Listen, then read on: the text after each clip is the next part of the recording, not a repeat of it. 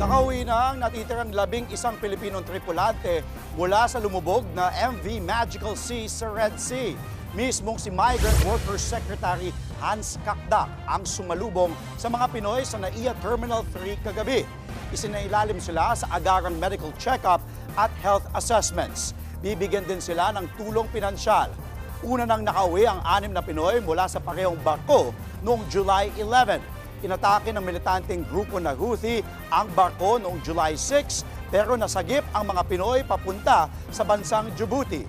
Patuloy namang pinag-aanap ang 13 tripulanteng Pinoy sa inatake at lumubog ding MV Eternity Sea. Mga kapatid, Andre Felix po, iba na ang may alam at may pakialam sa panahon ngayon.